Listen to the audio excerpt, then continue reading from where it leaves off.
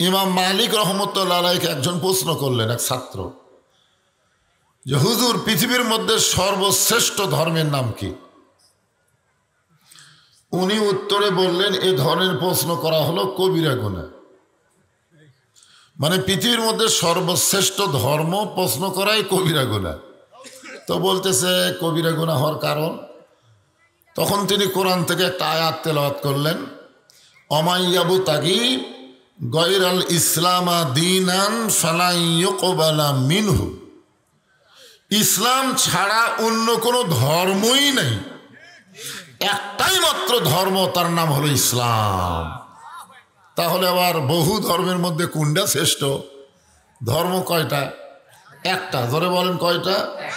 আর সেই ধর্মের ভিতরে আল্লাহ আমাদেরকে কবুল করেছেন। আমরা হতে পারি গুনাহগার, হতে পারি পাপী, কিন্তু আমাদের ভাগ্য অত্যন্ত ভালো। জোরে কোন ঠিক কিনা? ইন্না দীনা ইনদাল্লাহিল ইসলাম। আমরা আল্লাহর প্রশংসা করার কারণ হলো এই মাসটা কিন্তু রজব মাস। জোরে বলেন কি মাস?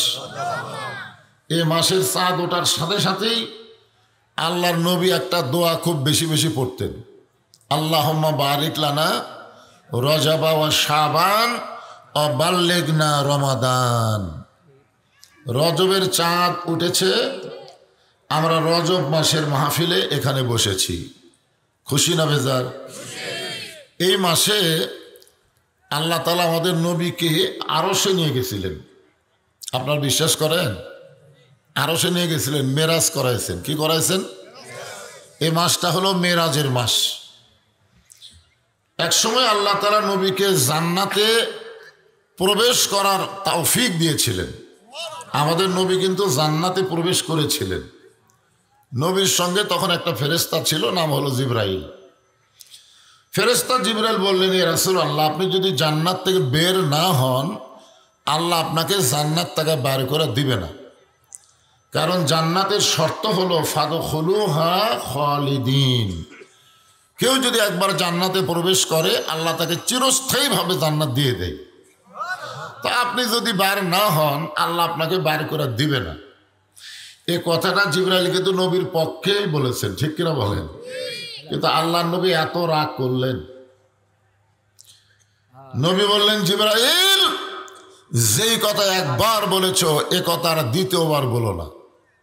কারণ আমি নবী আমার জন্য না, আমি নবী হলাম আমার উম্মতের জন্যে। আল্লাহ আমারে জান্নাত দিয়ে আমাকে খুশি করবে এমন নবী আমি না। আমি সেই দিন খুশি হব যেদিন আল্লাহ তাআলা আমার সমস্ত উম্মতকে জান্নাত দিয়ে দিবে।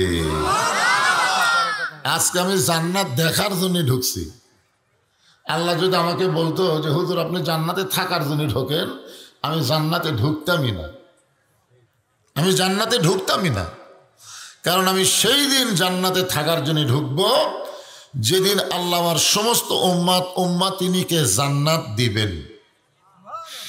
এখন বলেন, যেই নবী জান্নাতের মধ্যে গিয়েও আমাকে কথা বলেনি, আমরা সেই নবীকে ধরবো? যা না, যে নেতারা বিপদে পড়ে পালিয়ে যায়। আপনাকে এই নওগাঁ জেলার কোনো এমপি, কোনো চেয়ারম্যান, এগুলা সব আছে না পলাছে? এতদিন তো ভালোই চামচাগিরি করলেন।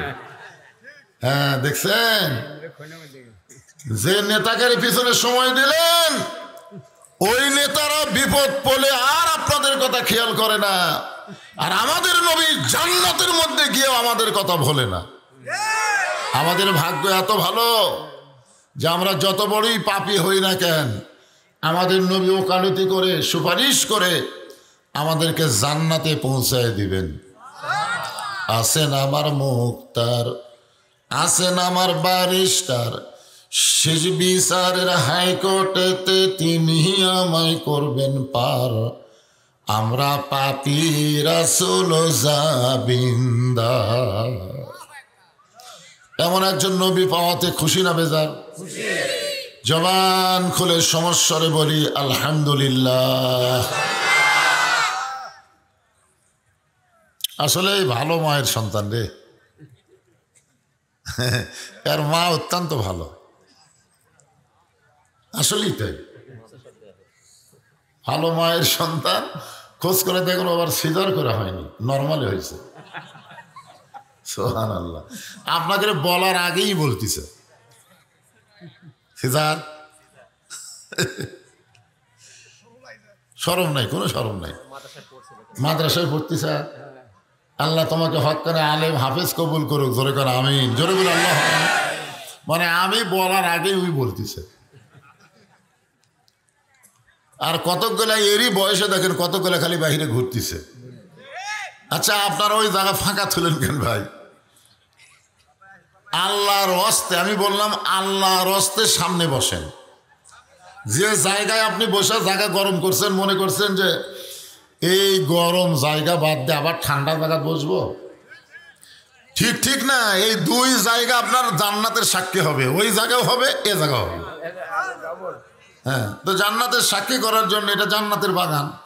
হ্যাঁ, এইবার বুঝলেন। হ্যাঁ, ফাঁকা জায়গা। আপনারা মনে করেন যে লোক আসারই শেষ হয়েছে, দেখবেন পরে কিছু লোক আসবে, ওরা আপনাদের মাঝে বসবে, দরকার নাই ওরা পিছনে এসে পিছনে বসবে, অসুবিধা নেই। আপনারা এই ফাঁকাটা বন্ধ করে বসেন ইনশাআল্লাহ। আল্লাহর প্রশংসা করার কারণ হলো যেই কোরআন থেকে আমরা আলোচনা শুনব, এই কোরআনের মধ্যে কোনো সন্দেহ, সবাই বলা লাগবে, এই কোরআনে কোনো ধোঁকাবাজি, এই কোরআনে কোনো গোজামিল। আচ্ছা, বর্তমান যে আইন দিয়ে আমাদের বাংলাদেশ চলতেছে, এই আইনের মধ্যে সন্দেহ, ধোঁকাবাজি, গোজামিল। আচ্ছা, যে সংবিধান দিয়ে আমরা বাংলাদেশ চালাই, সেই সংবিধানের মধ্যে সন্দেহ, ধোঁকাবাজি, গোজামিল। তাহলে দেখেন, প্রথমটা আপনারা বললেন সন্দেহ নাই, ধোঁকাবাজি নাই, গোজামিল নেই, আর পরের দুইটাতে বললেন সন্দেহ আছে, ধোঁকাবাজি আছে, গোজামিল আছে। এখন আপনারা বলেন যে পরের দুইটা মানবেন না আগেরটা মানবেন? তো আগেরটা যদি আমরা মানবার চাই, পরের দুইটাকে আমাদের কবর দেওয়া লাগবে এই বাংলাদেশে, জোরে কোন ঠিক কিনা? কারণ সব দেখা শেষ, আগামীতে আমরা দেখবো আল্লাহর কোরআনের বাংলাদেশ।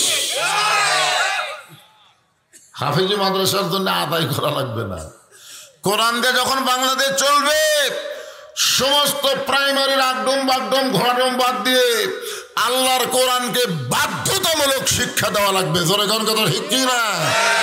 মুসলমানের বাচ্চা, তুমি শৈশবকালে নাফাকি শিক্ষা শিখবা, শৈশবকালে তোমাকে পাক হওয়ার শিক্ষা গ্রহণ করা লাগবে।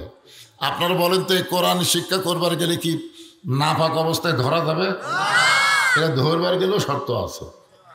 এই জন্যে সেই পবিত্র কালামুল্লাহ শরীফ থেকে আজকে রজব চাঁদের দিকে খেয়াল করে আমি আপনাদের সামনে আলোচনা করব। একটু মনোযোগ দিয়ে শোনা লাগবে। হ্যাঁ, মনোযোগ দিয়ে শুনবেন। যে আয়াতে কারিমা তেলাওয়াত করেছি, সে আয়াতটাকে সামনে নিলাম।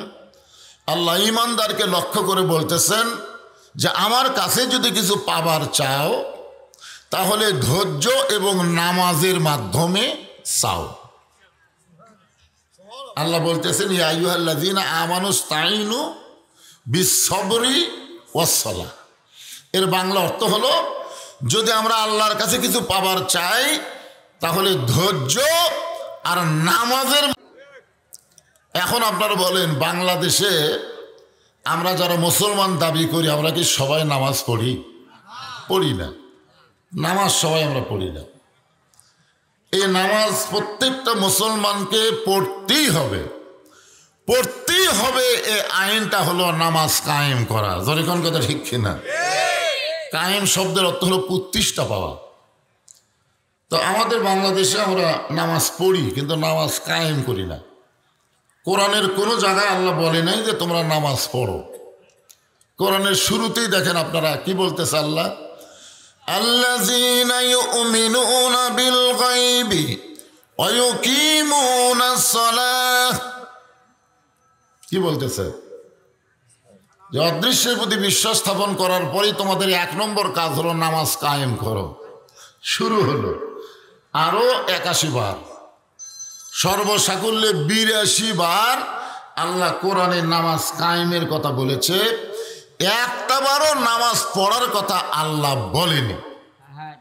অথচ আমরা বাংলাদেশের মুসলমান নামাজ পড়ি, কিন্তু নামাজ কায়েমের আন্দোলন করি না। জোরে কোন কথা ঠিক কিনা? নামাজ কায়েমের আন্দোলন করা লাগবে। হ্যাঁ, আল্লাহ রাসূল বললেন, সাহাবীরা, আমি আমার জীবনের সবচাইতে গুরুত্বপূর্ণ আলোচনা আজকে আসরের নামাজের পরে তোমাদের সামনে করতে চাই। আল্লাহ নবী বললেন, আমি আমার জীবনের সবচাইতে গুরুত্বপূর্ণ আলোচনা আসরের নামাজের আগে না পরে। খুব খেয়াল করে শুনবেন, আগে না পরে। নবী যদি বলতেন আমি আমার জীবনের সবচাইতে গুরুত্বপূর্ণ আলোচনা আসরের আগে করতে চাই, তাহলে আলোচনার গুরুত্ব বেশি হতো, নামাজের গুরুত্ব কম হতো। নবী কি বললেন? নামাজের পরে। তার মানে বোঝা গেল যত ওয়াজই আপনি করেন, নামাজের চাইতে ওয়াজের গুরুত্ব বেশি না। আর আজকে বাংলাদেশে মানুষ ওয়াজ শোনে কিন্তু নামাজ পড়ে না। যখন কথা ঠিক কিনা? দেখছেন, আল্লাহ নবী বললেন, আমি আমার জীবনের সবচাইতে গুরুত্বপূর্ণ আলোচনা আজকে আসরের নামাজের পরে করতে চাই। আপনারা বলেন তো, নবীর প্রত্যেকটা কথার গুরুত্ব কম না বেশি? কারণ নবী যত কথা বলেন, সে কথা কি আমাকে নবী বলেন না আল্লাহ বলেন? আল্লাহ কোরআনে বলেন, মা ইয়ানতিকু আনিল হাওয়া ইন হুয়া ইল্লা ওয়াহয়ুহা।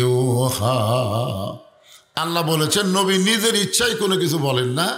নবী যা কিছু বলেন, যা কিছু করেন, সব তার ইচ্ছাই। আর সেই নবী যদি বলেন আমি আমার জীবনের সবচাইতে গুরুত্বপূর্ণ আলোচনা শোনাবো, এই আলোচনা শোনার জন্য সাহাবীদের আগ্রহ বাড়বি না কমবি? হ্যাঁ, এত কথা বলে কে? সাইডে কথা বলে কে? এই মাহফিলের ভলেন্টিয়ারেরা, তোমরা বসো। সব এক সেট পাঞ্জাবি গাওয়ার দিছে, দেখে ভালোই লাগতেছে মাশাআল্লাহ। এত শীতের রাত্রে আবার পাঞ্জাবিকে দেখানোর জন্য ওপর জ্যাকেট গাওয়ার দেয়নি। জ্যাকেট গাওয়ার দিলে তো পাঞ্জাবি দেখা যাবে না এই শীতের মধ্যে। ভিতরে গেঞ্জি আছে হুজুর। তোমরা বসো বাবা, শীত লাগবে রে, বসো। যৌবন বয়স তো, কিছু মনে করতেছে না। আমরা বুড়ারা এত কিছু গাওয়ার দিছি, তাও ঠান্ডা লাগতেছে। হ্যাঁ, বসো বাবা, তোমরা বসো, এক সাইডে তোমরা বসো, সবাই বসো। নামাজ ছাড়া কোনো কাম নাই রে পাগলারা। এই নামাজ দেওয়ার জন্য আল্লাহ নবীকে তার কাছে নিয়ে গেছে। তুই এমুয়া ইবাদত না, হজ বলেন, যাকাত বলেন, রোজা বলেন, সব ইবাদত আল্লাহ নবীকে দুনিয়াতে দিছে। আর এই নামাজটা আল্লাহ নবীকে দুনিয়াতে দেয়নি, তার কাছে নিয়ে গেছে। তাহলে অবশ্যই এর মধ্যে হিকমত আছে না নাই? এই জন্য নামাজ নিয়ে কথা হবে রজব সাল। আসরের নামাজের আজান দিলেন হযরত বেলাল ইবনে রেবাব। দুনিয়ার কোন মুয়াজ্জিন যখন আজান দেয়, ওই আজান মানুষের কান পর্যন্ত ঠিক মতো যায় না। আর হযরত বেলাল যখন আজান দেয়, ওই আজান আল্লাহর আরশ পর্যন্ত পৌঁছে যায়। কি মুয়াজ্জিন! আমার এলাকার এক মুয়াজ্জিন আমাকে বলতেছে, হুজুর আমি যখন এই ফজরের নামাজে আজান দিই, কুত থেকে যে কুত্তে দৌড়ে আসে, দৌড়ে আসে একের মসজিদের জানলার কাছে সব 3-4টা খাড়া হয়ে উ করে হুজুর। মানে আমার আজান মাইকত যাওয়ার আগে কুত্তা করে যায়। হুজুর এই কুত্তা খেদানোর দোয়া কি? মানে কুত্তা যেন আজান দেওয়ার সময় না আসে, এ ধরনের কোনো দোয়া আপনার জানা আছে? আমি তখন মুয়াজ্জিনকে বললাম, একটু বসেন তো ভাই, দেখি কোনো দোয়া খুঁজে পাওয়া যায় কিনা। তো মুয়াজ্জিন সাহেব যখন বসে গেল, তখন আমি বললাম, আপনি সত্যি করে বলেন তো আপনার ছেলে মেয়ে কয়টা? তো মুয়াজ্জিন বলতে, শুধু 3 ছেলে 1 মেয়ে। মেয়ে বিয়া দিছে, জামাইয়ের বাড়িতে গেছে, আর 3 ছেলে এখন আমার বাড়িতে আছে। তাই বললাম, আপনার 3 ছেলে কি নামাজ পড়ে? তো মুয়াজ্জিন কয়, না হুজুর, এরা তো নামাজ পড়ে না। তো আল্লাহ কোরআনে বলেছে, কু আনফুসাকুম ওয়া আহলিকুম নার, জাহান্নামের আগুন থেকে বাঁচতে গেলে তুমি শুধু একলা আজান দিলে হবে না, একলা বাঁচলে হবে না, তোমার আহাল পরিবার নিয়ে বাঁচা লাগবে। তো মসজিদে আজান দেওয়ার আগে তুমি তোমার ওই 3 আইডিয়ার কাছে আজান দাও। আইডিয়া যে বেটারা ঘুম পাড়ে নামাজ পড়ে না, এরা কি বেটা না আইডিয়া? তা আগে তুমি 3 ছেলের কাছে আজান দিয়ে তারপরে মসজিদে আসো, দেখি তো কুত্তে আজান দেয় কিনা। বিশ্বাস করেন, ওই আমার কথা মতো 3 ছেলের ডাক দিয়ে থুয়ে তারপরে মসজিদে এসে আজান দিছে, আর কুত্তাও করে না। আল্লাহ কোরআনে বলেন, ওয়ামান আহসানু কওলাম মিম্মান দাআ ইলাল্লাহ ওয়া আমিলা সালিহান ওয়া ক্বালা ইন্নানি মিনাল মুসলিমিন। সবাই বলা লাগবে। কোরআনের তেলাওয়াত শুনলে ঈমান বাড়ে না কমে? তো ঈমান বাড়ার লক্ষণ কি? চুপ থাকা। হাসিনার সময় আল্লাহু আকবার সবাই বলতে ভয় পাইছে, জয় বাংলা, ওটা বলতে কোনো ভয় নাই, কিন্তু তাকবীর দিলি আওয়ামী লীগ কি শুরু করল রে? আওয়ামী লীগ তাকবীরকে সবচাইতে বেশি ভয় করছে। তাকবীরের ভয় কে করে? শয়তান করে। আর যাদের মধ্যে শয়তান থাকে তারা করে। জোরে কোন কথা ঠিক কিনা? আপনাদের মধ্যে কি শয়তান আছে? তাহলে কোরআনের তেলাওয়াত শোনার সাথে সাথেই ওয়াইজা তুলিয়াত আলাইহিম আয়াতুহু জাদাতুহুম ঈমানান, আল্লাহ বলেছেন কোরআনের আয়াত তেলাওয়াত শুনলে ঈমান বেড়ে যায়। কাদের? যারা মুসলমান। ইন্নামাল মুমিনুনা আল্লাযিনা, যারা মুমিন তাদের ঈমান বেড়ে যায়। আর ঈমান বাড়ার লক্ষণ হলো তাকবীর দিয়া শয়তানকে তাড়ানো। আমার কাছে শয়তান, আমার ভিতরে শয়তান, সব শয়তান দৌড় মারবে তাকবীর দিলে। রাজি আছেন সবাই? লিল্লাহি তাকবীর।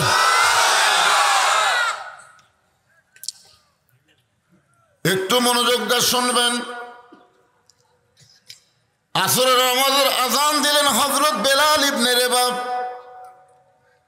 সাহাবীরা জিজ্ঞেস করলেন, ইয়া রাসূলুল্লাহ, হযরত বেলাল যখন আযান দেয় ওই আযান আল্লাহর আরশ পর্যন্ত কেন যায়? আল্লাহ নবী বললেন, সাহাবীরা রে, যখন আমি কলেমার দাওয়াত দেওয়া শুরু করলাম ওই সময় কলেমা গ্রহণ করে সবচাইতে বেশি যাকে নির্যাতন করা হয়েছে তার নাম হলো হযরত বেলাল। শুধুমাত্র কলেমা থেকে তাকে বের করার জন্যে সারাদিন তাকে মারছে। কালো মানুষটাকে মারতে মারতে রক্তের লাল করে দিয়েছে। এরপরও বেলাল আল্লাহ আল্লাহ জিকির বাদ দেয়নি। সারাদিন মারার পরে সারা রাত বুকে পাথর চাপা দিয়ে রাখছে। এরপরও বেলাল আল্লাহ আল্লাহ লা ইলাহা ইল্লাল্লাহ জিকির বাদ দেয় নাই। সকালবেলা বেলালের কাছে গিয়া জিকির যখন চলতেছে ওই সময় জিবা টেনে বের করে জিবার মধ্যে ওরা পেরেক মারছে। পেরেক মারার পরও হযরত বেলাল আল্লাহর জিকির বাদ দেয় নাই। হযরত আবু বকর বেলালকে মুক্ত করে যখন নবীর কাছে নিয়ে যায়, আল্লাহর নবী দেখেন বেলালের জিহ্বার মধ্যে পেরেক মারার কারণে বেলালের জিহ্বাটা এত মোটা হয়ে গেছে, অর্ধেক জিহ্বা ঝুলে গেছে, মুখের মধ্যে আর ঢোকে না। এ দৃশ্য দেখার পরে নবী আমার বেলালের জিহ্বার মধ্যে থেকে পেরেকগুলো বের করে আল্লাহ নবীর পবিত্র জিহ্বা বেলালের জিহ্বার সঙ্গে লাগায়া দেয়। নবীর দু চোখ দিয়ে দর দর করে পানি পড়তেছে। এত কষ্টের পরেও আল্লাহ বেলালের ঈমানকে কিভাবে মজবুত করে রাখছে। সঙ্গে সঙ্গে জিহ্বাটা পূর্বের আকৃতি নিয়ে মুখের মধ্যে যখন ঢুকে গেল, আল্লাহ রাসূল বলেন, বেলাল তুমি কি জানো তোমাকে যখন কাফেরেরা নির্যাতন করতেছিল ওই সময় আল্লাহ তাআলা আমার উপর একটা আয়াত নাজিল করেছে। সেই আয়াতটা কেবলমাত্র তোমাকেই লক্ষ্য করে আল্লাহ নাজিল করেছে। সে আয়াতটা হলো, ইন্নাল্লাযীনা ক্বালু রাব্বুনাল্লাহু সুম্মা ইসতাকামু তাতানাজ্জালু আলাইহিমুল মালাইকা আল্লা তাখাফু ওয়া লা তাহজানু ওয়া আবশিরু বিল জান্নাতিল্লাতী কুনতুম তুআদুন। বেলাল, আল্লাহ তাআলা ঘোষণা করেছে তুমি যেইভাবে ঈমানের পরীক্ষা দিয়েছো, তুমি দুনিয়া থেকে বিদায় নেওয়ার সঙ্গে সঙ্গে আল্লাহ তোমার জন্য 8টা জান্নাতের দরজা খুলে দিবে। যে কোনো দরজা দিয়ে তুমি ইচ্ছা মতো জান্নাতে প্রবেশ করবে। এরপরেও হযরত বেলাল কাঁদতেছে। আল্লাহর নবী বলে, বেলাল এত বড় খুশখবরি দিলাম তারপরেও কান্দো কেন? বলে, ইয়া রাসূলুল্লাহ, মরার পরে আল্লাহ জান্নাত দিবে, কিন্তু এই দুনিয়াতে আল্লাহ কি বেলাল রে কিছুই দিবে না? রাসূল বলে, বেলাল তুমি কি চাও? বেলাল বলতেছে, আমার আল্লাহ মহান, আমার আল্লাহ বড়, সে আল্লাহর বড়ত্ব আল্লাহু আকবার তাকবীর দিয়া আমি বেলাল দুনিয়াতে পুরস্কার চাই। আল্লাহ নবী বললেন, বেলাল বর্তমানে মক্কায় যেই পরিবেশ চলতেছে, এই পরিবেশে তুমি আল্লাহু আকবার জোরে বলতে পারবা না। তবে যেদিন পরিবেশ হবে তোমাকে সর্বপ্রথম আহ্বানকারীর ঘোষণাকারী ঘোষণা করা হবে। সর্বপ্রথম এই পৃথিবীতে যিনি মুয়াজ্জিন তার নাম হলো হযরত বেলাল। যেরকম সুবহানাল্লাহ। লাইলাতুল মিরাজে আল্লাহ নবী যখন জিবরাইলকে সাথে নিয়ে জান্নাতের মধ্যে ঢুকলেন, আল্লাহর নবী মনে মনে একটু সংশয়, এত সুন্দর জান্নাত আল্লাহ আমাকে দেখাইতেছেন। হঠাৎ নবীর কানে ডান দিক থেকে একটা সাউন্ড আসে, কে যেন খড়ম পায়ে জান্নাতের মধ্যে হাঁটতেছে। নবী দেখতে পায় না, কিন্তু হাঁটানোর শব্দ শুনতে পায়। আল্লাহ রাসূল চমকে গিয়ে বলে, জিবরাইল আমি নবী জান্নাতে ঢোকার আগে, কেউ তো জান্নাতে ঢোকার কথা না, কিন্তু আমার ডান সাইডে খড়ম পায়ে কে যেন হেঁটে যায়। জিবরাইল বলে, রাসূলুল্লাহ ওইটাই হলো আপনার বেলাল। সুবহানাল্লাহ। দেখছেন, সেই বেলাল দিয়েছে আসরের নামাজের আজান।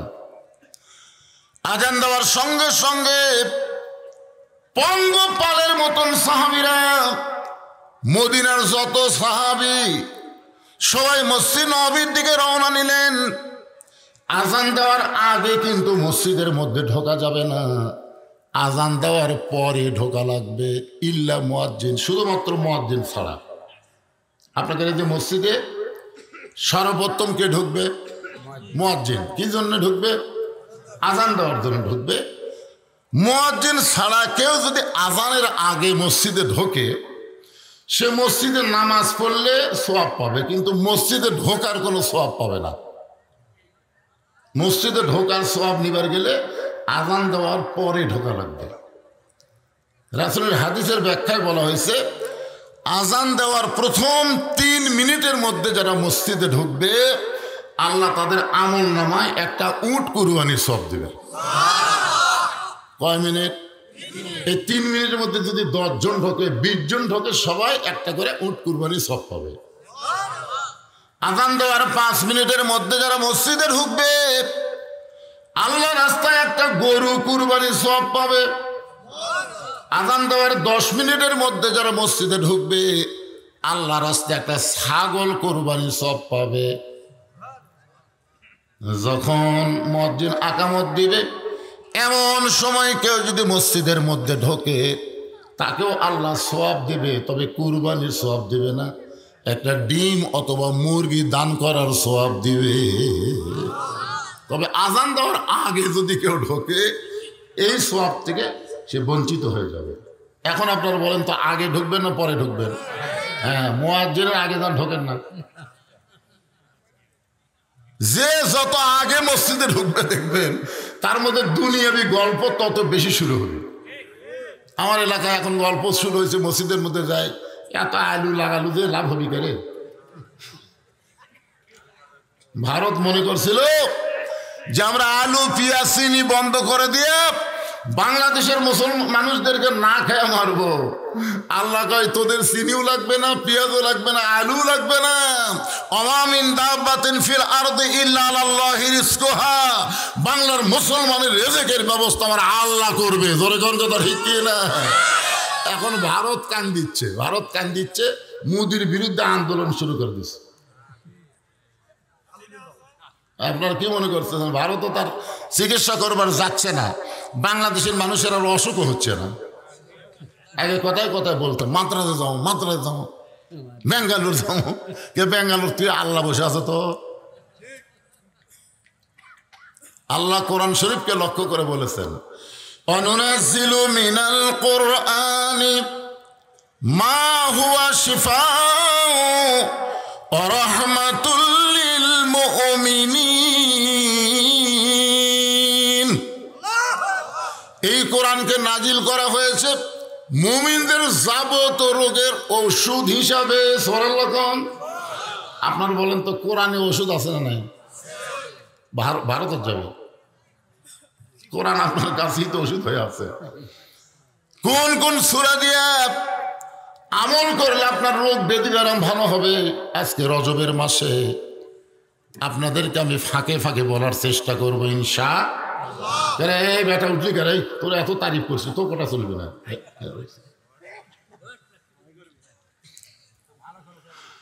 আল্লাহর বান্দার একটু মনোযোগ দেন। পঙ্গপালের মতন সাহাবীরা মসজিদের মধ্যে ঢুকলেন, আসরের নামাজের ইমামতি করলেন আল্লাহর নবী। আসরের নামাজ পড়াইলেন আল্লাহর নবী। পড়ানোর পরে 2 ওয়াক্ত নামাজের সালাম ফিরাই নবী সাহাবীর দিকে মুখ ঘুরাই। একটা হলো ফজর, একটা হলো আসর। আপনারা বলেন তো ফজরের পরে সূর্য উদয়ের আগে কোনো নামাজ পড়া যাবে? এই কথাটা খেয়াল করে শুনবেন। অনেকে দেখবেন আগে সুন্নত পায়নি, পরে নামাজ জামাতে আদায় করে সুন্নত নামাজ আদায় করতেছে। এটা পড়লে তো নামাজ তো হবেই না, আর কবিরা গুনাহ হবে। এই জন্যে আপনি যদি আসিয়া দেখেন জামাত শুরু হয়ে গেছে, কারণ ফজরের সুন্নতের গুরুত্ব এত বেশি। আল্লাহ রাসূল বললেন আসমান জমিন বিক্রি করেও যদি আল্লাহ রাস্তায় কেউ দান করে দেয়, তার যা সওয়াব হবে তার চাইতে বেশি সওয়াব হবে ফজরের 2 রাকাত সুন্নত নামাজ পড়লে। চিন্তা করছেন? এই জন্য আপনি যদি মসজিদ যায় দেখেন যে জামাত শুরু হয়ে গেছে, তখন আমি বারান্দার ছোট ছোট সূরা দিয়ে ফজরের 2 রাকাত সুন্নত নামাজ আদায় করে তারপর আপনি জামাতে শামিল হবেন। আমার কথা কি বুঝতে পারলেন? আর যদি মনে করেন যে না আমি তো ফজরের সুন্নত পড়া জামাত পাবো না, এরকম যদি আপনার মনে হয়, তাহলে আপনি জামাতে শামিল হবেন। জামাতে শামিল হওয়ার পরে আপনি বসে থাকবেন ততক্ষণ পর্যন্ত যতক্ষণ সূর্য উদয় হয়ে সূর্যের আলো না ছাড়বে। যখন সূর্য আলো ছাড়বে তখন আপনি 2 রাকাত সুন্নত আদায় করবেন। যদি আদায় না করেন তাহলে কাজার মধ্যে পড়ে যাবেন। আদায় করাই লাগবে, কারণ 5 ওয়াক্ত নামাজের মধ্যে ফজরের 2 রাকাত সুন্নতের গুরুত্ব অত্যন্ত বেশি।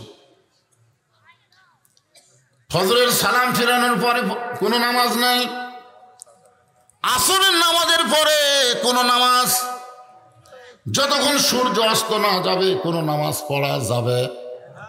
একটু এই ফতুয়াগুলো একটু মনোযোগ দিয়ে শোনেন, যাবে না। এখন আপনাদের কাছে আমার প্রশ্ন হলো, জোহরের পরে সুন্নত নফল আছে না নাই? মাগরিবের পরে সুন্নত নফল আছে না নাই?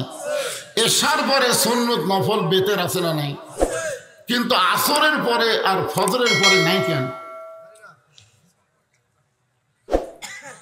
এ দাঁতের মরদ কোনো চিন্তা না করে কথা জানি না।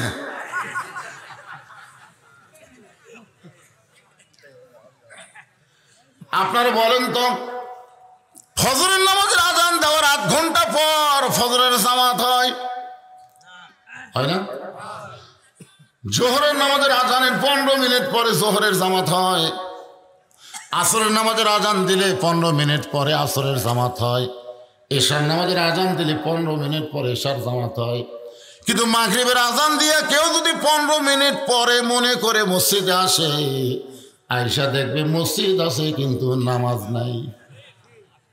আপনারা বলেন তো, এই মাগরিবের আজান দিয়ে দেরি না করে তাড়াতাড়ি নামাজ পড়ার কারণ কি? না জানলে বলবেন জানি না। কারণ রজব মাসে নামাজেরই ওয়াজ হচ্ছে। কি বিরক্ত হচ্ছে? কারণ যার নামাজ নেই তার কিচ্ছুই নেই। এক কথা, লা সালাতা লা ঈমানা, যার নামাজ নেই তার ঈমানই নাই, ওই আবার কিসের মুসলমান? লা সালাতা লা দীনা, যার নামাজ নাই তার কোনো ধর্মই নাই। বাইনাল আবদি ওয়াল কুফরি তরকুস সালাত, বান্দার কাফেরের মধ্যে পৃথক করার জিনিসটার নামই হলো নামাজ। যে নামাজ পড়বে তাই আল্লাহর বান্দা, আর যাই নামাজ পড়বি নাই হলো ডাহা কাফের। মান তারাকা সালাত মুতাম্মিদান ফাকাত কাফারা, ইচ্ছা করে একটা ওয়াক্ত নামাজ যদি কেউ বাদ দেয় সে আল্লাহর সঙ্গে কুফরি করলো। এখন সেই রজব মাসের নামাজের ওয়াজ শোনার দরকার আছে না নাই? আসরের নামাজের সালাম ফিরাই নবী দাঁড়িয়ে গেলেন। আবু বকর বললেন, ইয়া রাসূলুল্লাহ, আজকে জীবনের সবচাইতে গুরুত্বপূর্ণ আলোচনা করবেন। হুজুর আপনি মেম্বরে বসে আলোচনা করেন। মেম্বর বোঝেন তো? আল্লাহ রাসূল বলেন, আবু বকর, এত গুরুত্বপূর্ণ আলোচনা আমি করব, সে আলোচনা বসে করা যাবে না। কারণ আমি শুধু আলোচনা করব না, আজকের আলোচনাটা আমি তোমাদেরকে দেখাবার চাই। লিল্লাহে তাকবীর। আমরা বাংলাদেশে যত বক্তা ওয়াজ করতেছি, আপনারা বলেন তো, আমরা কোরআন শরীফ থেকে ওয়াজ আপনাকে শুনেছি, ওয়াজকে আমরা দেখাবার পারতেছি? দেখাবার পারতেছি না, খালি শুনেছি। আপনার খালি স্বর্ণওয়ালা শুনে যাচ্ছেন, বকাওয়ালা বকা যাচ্ছে। ফজরের নামাজ শুনে দেখা যায় মুসল্লি কম। যদি আজকে নামাজের পরে ফজরের মুসল্লি বেশি হয়, তাহলে অনেকে বলবে, রে বজুর শীতের ওয়াজ দেখা যাচ্ছে রে, গতকাল হচ্ছে 3 জন, আজকে হচ্ছে 17 জন বাড়ে। কিন্তু যদি দেখা যায় গতকাল হচ্ছে 15 জন, আজকে একজনও নাই, খালি মুয়াজ্জিন। মানে ওয়াজ শুনে যায় ঘুমাচ্ছে, কিসের নামাজ? আল্লাহর বান্দার একটু মনোযোগ দিবেন। আল্লাহর নবী বললেন, আজকে শুধু আমি ওয়াজ শোনাবো না, আজকে আমি তোমাদের ওয়াজটা দেখাবার চাই। এই বলে নবী মেহরাবের মধ্যে পুরাপুরি ঢুকে গেলেন। মসজিদের সামনে ইমাম যেখানে নামাজ পড়ায় ওই জায়গার নাম হলো মেহরাব। জোরে কোন জায়গার নাম কি? আপনারা বলেন তো, মেহরাব বানানোর অর্থ কি? কি কারণে মেহরাব তৈরি করা হয়? মেহরাব ইমামের নামাজ পড়ার জন্য মেহরাব। মেহরাব সম্পর্কে একটা আয়াত আছে। আল্লাহ কোরআনে বললেন, ইয়া আইয়ুহান নাবিয়্যু হারজিল মুমিনিনা আলাল কিতাল। ওগো নবীজি, শুধু কাতারবদ্ধ হয়ে নামাজ পড়লে হবে না, শুধু দোয়া দরুদ শিক্ষা দিলে হবে না, রুকু সেজদা কেমনে করে এটার শিক্ষা দিলে শুধু হবে না। যারা আপনার পিছনে জামাতবদ্ধভাবে নামাজ পড়তেছে তাদেরকে আপনি আর্মি হিসাবে, সৈন্য হিসাবে গড়ে তোলেন। কারণ যে কোনো সময় মক্কার কাফেরের মদিনা আক্রমণ করতে পারে। আর মক্কার কাফের যদি মদিনা আক্রমণ করে, আপনি দোয়া দিয়া দরুদ দিয়া মদিনা রক্ষা করতে পারবেন না। মদিনা রক্ষা করতে গেলে তাদের বিরুদ্ধে অস্ত্র ধরা লাগবে। এই অস্ত্র রাখার জায়গা হলো মেহরাব। সুবহানাল্লাহ। আর আমাদের বাংলাদেশের মেহরার মধ্যে কি আছে? আহলে হাদিস মসজিদের মধ্যে তাও একটা লাঠি দেখা যায়। আহলে হাদিস এরকম মসজিদের মধ্যে একটা লাঠি আছে, সেই ভোমা লাঠি একটা, সেই রকম মোটা লাঠি। তা আমি একজনকে বললাম, কে রে ভাই লাঠি কেন? হুজুর আপনি আলেম মানুষ জানেন না, আমাদের ইমাম জুমার দিনে এই লাঠি হাতত নিয়ে খুতবা দেয়। আমি বললাম আর কোনো সময় লাগে না, কেন না হুজুর খালি জুম্মার দিনে যতক্ষণ খুতবা দিবি ততক্ষণ লাঠি নেওয়া সুন্নত। আমি বললাম না, কোনো সুন্নত কোনো সময়ের জন্য না, সুন্নত হচ্ছে সব সময়ের জন্য। জোরে গান কথা ঠিক কিনা? তা আমাকে বলতেছে সব সময়ের সুন্নত, আপনি একটা যুক্তি দেন। আমি বললাম তাহলে শোনো, আমার ড্রাইভার আমাকে গাড়ির থেকে নামা দিয়েছে রাত 2টার সময়, যে হুজুর আপনি বাসার যান আর আমি গ্যারেজ নিয়ে যাচ্ছি। গাড়ি ড্রাইভার যখন গ্যারেজে নিয়ে যাচ্ছে, এমন সময় আমি গেট খুলে কেবল বাসার দিকে যাচ্ছি, আমার গেটের কাছে একটা আমের গাছ আছে। ওই আমের গাছের তলে 4টা কুত্তে ঘুম পাড়তেছিল। কিন্তু হামাক দেখে ওর কিন্তু কি বিগাড়ে উঠলো বুঝলেন, চার কুত্তা খাম খাম করে আমাকে ধরলো। আমি দোয়া ইউনুস পড়ি, কুত্তা লড়ে না। আমি আয়াতুল কুরসি পড়বার চাই, কিন্তু কুত্তার খাম খাইতে আমি আয়াতুল কুরসি ভুলে গেছি। মানে অর্ধেক পড়ার পরে আর কি তার মনে নেই। আমি যখন একটা আয়াত আছে কোরআন কুত্তা খেদানোর আয়াত, এখন কিন্তু কুত্তা খুব বেশি হজে হয় না ভাইজান। ইন্নাহুম ইয়াকিদুনা কায়দা ওয়া আকিদু কায়দা, এই আয়াতটা যখন পড়লাম সঙ্গে সঙ্গে একটা কুত্তা আমার পাঞ্জাবের উপর একবারে বসে দিল। আমি কইলাম কে রে, দোয়া দেওয়া হলো না, আয়াতুল কুরসি হলো না, কোরআনের আয়াত দেও হলো না। তখন আমার ইমান বলতে যে হুজুর তোমার মুখত খালি দোয়া আছে, তোমার হাতত লাঠি নাই। লাঠি থাকলে দোয়া লাগে। এক কুত্তার পাশাত বাড়ি মারলে বাকি তিনটা এমনি দৌড় মারবি। তোর এখন কথা ঠিক কিনা? আজকে ভারতের ফাটাকৃষ্ট, ভারতের একটা মিঠুন চক্রবর্তী একটা ফাটাকৃষ্ট নায়ক, সে আজ কয়েকদিন আগে বলেছে তিন দিকে ভারত, একদিকে বঙ্গোপসাগর, ভারত যদি ইচ্ছা করে 15 দিনের মধ্যে বাংলাদেশকে দখল করবে। এত বড় কথা একটা মালওয়ানের বাচ্চা কথা।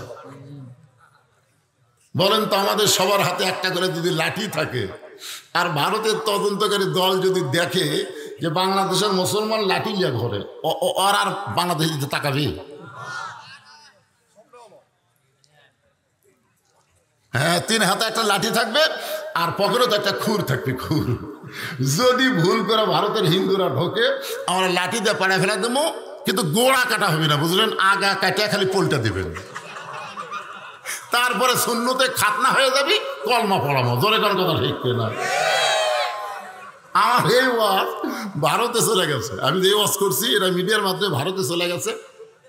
ভারত আমার কিছু ভক্ত মুসলমান আছে, তারা আমাকে মোবাইল করে বলছে যে হুজুর আপনার ওয়াজ সেই সাটা সাটতিছে ভারত হচ্ছে, লাঠি দিয়ে পাড়া ফেলা দিয়ে খুব দেখাতে দিবেন, গোড়া না কাটা আগা কাটবেন।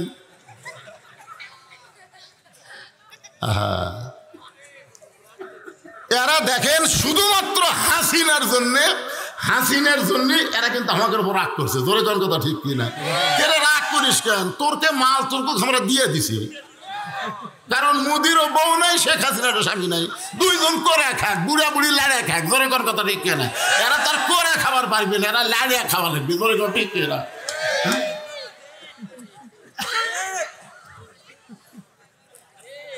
ভাইজান একটু মনোযোগ দিয়ে শুনবেন। আল্লাহর নবী মেহরাবের মধ্যে ঢুকলেন, মেহরাবের ভিতর থেকে নবী একটা থলিয়া বের করলেন। থলিয়া মানে একটা ব্যাগ। থলিয়া মানে কি? ওই ব্যাগের ভিতর থেকে আল্লাহর নবী একটা জিনিস টেনে টেনে বের করতেছেন। প্রত্যেকটা সাহাবীরা তাকায় দেখে জিনিসটার কিছুই না। জিনিসটি হলো আল্লাহর পরনের একটা জুব্বা।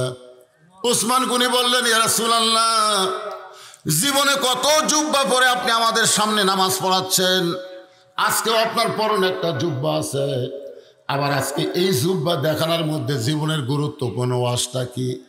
রাসূল বললেন, সাহাবীরা রে, এই জুব্বা সাধারণ কোনো জুব্বা নয়। এই জুব্বা পরে আমি কাবার পাশে ঘুমায়েছিলাম।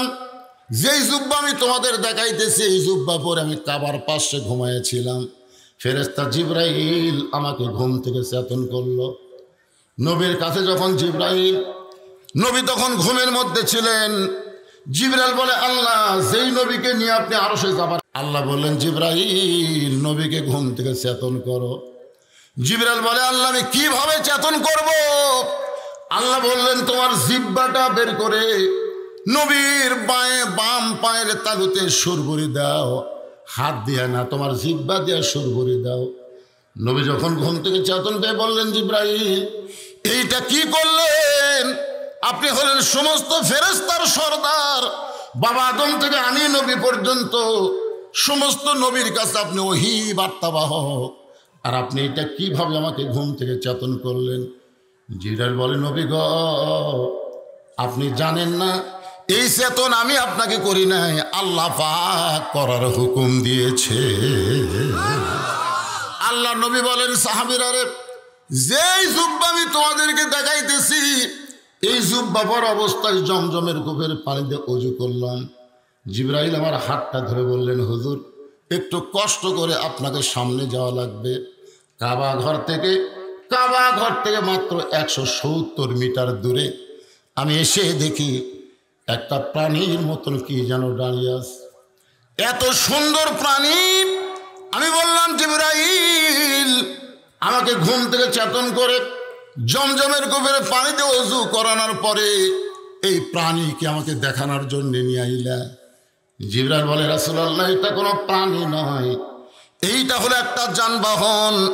এই যানবাহনের নাম হইল বোরাক। হুজুর, আপনি বোরাকের পিঠে চলবেন আর বোরাক আপনাকে আল্লাহর আরশে নিয়ে যাবে। এই বোরাকের পিঠে চলবেন, বোরাক আপনাকে আল্লাহর কাছে নিয়ে যাবে। নবী ছোট বাচ্চার মতন কান্না শুরু করে দিলেন। জিবরাইল বলে, রাসূলুল্লাহ, আল্লাহর কাছে যাওয়ার কথা শুনে সবাই খুশি হবে, কিন্তু আপনি কাঁদেন। নবী বলে, জিবরাইল, আমার আগে একজন নবী সাহস করে বলেছিল রব্বি আরিনি। সেই নবীর নাম হলো মুসা কালিমুল্লাহ। মাইকের সাউন্ডটা আগের মতো আছে, এরা মনে হয় কি ডিস্টার্ব করে ফেলতে। এই শুরুতে যখন খুতবা দিলাম তখন যেরকম ছিল সেই সাউন্ড দাও বাবা।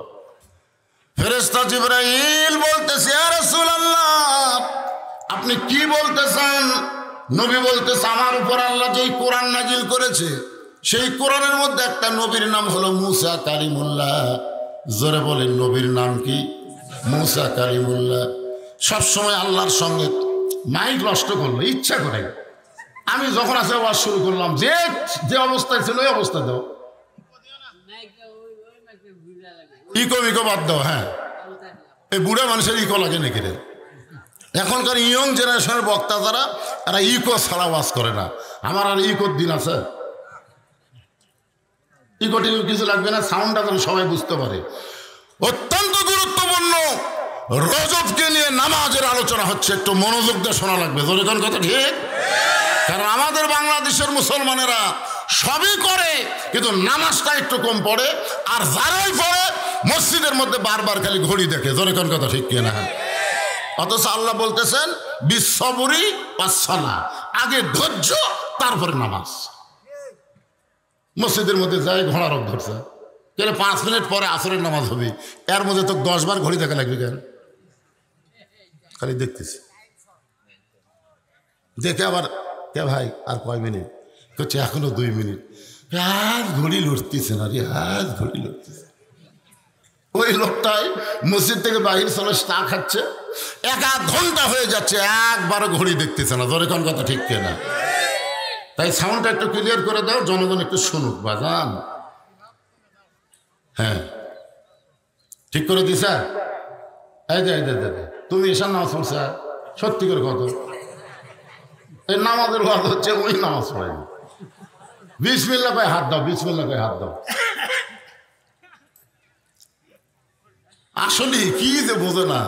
আপনি যদি রোজা না করেন, হজ না করেন, যাকাত না দেন, আপনি কাফের হবেন না, আপনি গুনাহগার হবেন। কিন্তু যদি আপনি নামাজ না পড়েন, আপনি কাফের হবেন। বোঝা লাগবে না? আমরা মুসলমান হয়ে মরতে চাই, আমরা কাফের হয়ে মরতে চাই না। জোরে কোন কথা ঠিক কিনা? মরা তো লাগবেই ভাই, যতই 5 তলা 7 তলা 10 তলা বাড়ি করেন, থাকার কোনো বন্দোবস্ত নাই, মরা লাগবেই।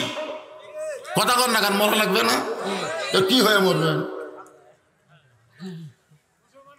হ্যাঁ, আল্লাহ কোরআনে বলেছেন, ইয়া আইয়ুহাল্লাযীনা আমানু তাকুল্লাহা হাক্কা তুকাতিহি ওয়া লা তামুতুন্না ইল্লা ওয়া আনতুম মুসলিমুন।